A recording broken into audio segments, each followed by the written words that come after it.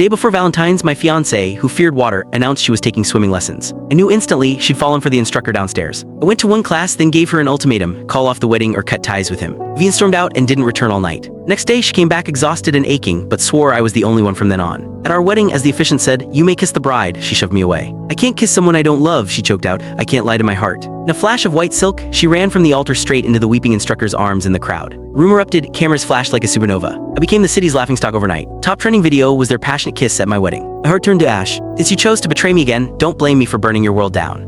Watching her run, the last ember of hope inside me died. I swept my arm across the champagne tower, sending a cascade of crystal and glass shattering to the floor. My voice was a blade of ice. "If you walk out that door right now, my family, the Blackwoods and yours, the crosses from this day on, it's war." Vivian faltered, her eyes instantly welling with tears. "I'm sorry," she whispered, her voice carrying across the stunned silence. "But I can't betray my heart. I'll make it up to you someday." Within 30 minutes, the headlines were everywhere. Heiress Vivian Cross abandons wedding for true love. The internet comments were brutal. "LOL, is this guy for real? Sounds like a villain from a cheap romance novel. Getting dumped is exactly what he deserves. If he's this arrogant in public, imagine what a monster he is in private. Someone should investigate the Blackwood family. Go Vivian, women shouldn't be sacrificed for family alliances." In a flash, the Blackwood name became a joke, and Vivian, the architect of my humiliation, was hailed by the media as a modern heroine, bravely chasing her heart. I scrolled through the screen, my face a mask of stone. Then I saw her latest post and apology statement. "While this decision has deeply hurt Donovan, I simply cannot accept a marriage without love to spend the rest of my life in a numb stupor. The fault is all mine. I beg you all not to direct your anger at him." The accompanying photo was of her, eyes swollen from crying. What truly stung was the cheap silver ring on her finger. It wasn't the one I'd given her. And Dylan, the instructor, poured gasoline on the fire. "Vivian feels terrible. She's lost so much weight over this. You can't force love. I hope we can all still be friends." Laugh raw and furious tore from my throat.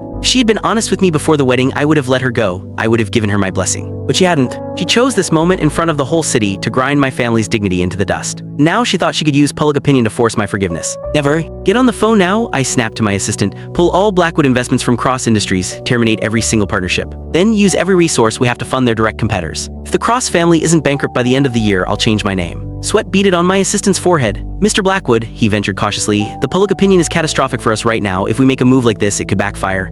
"Backfire?" I cut him off, my voice sharp as broken glass. "A backstabbing parasite who repays kindness with betrayal doesn't deserve to be taught a lesson. We'll make an example of the Cross family. Let's see who dares to challenge the Blackwoods after this." Rubbed my throbbing temples as memories assaulted me. Years ago, when Vivian's grandfather died suddenly, his illegitimate son had swooped in, poised to seize the family fortune. Vivian had knelt in a torrential downpour for a day and a night, begging for my help. "Mr. Blackwood, if you save my family, I'll do anything you ask for the rest of my life." In a moment of weakness, I had proposed a marriage alliance. She had agreed without hesitation. After our engagement, I kept my promise. I not only helped her reclaim her company and sent the illegitimate son to prison, but I personally mentored her, transforming Cross Industries from a small local business into a corporate titan. But slowly, things began to change. She started resisting my touch, rejecting my advice. Click the link on the homepage to watch the full follow-up for free.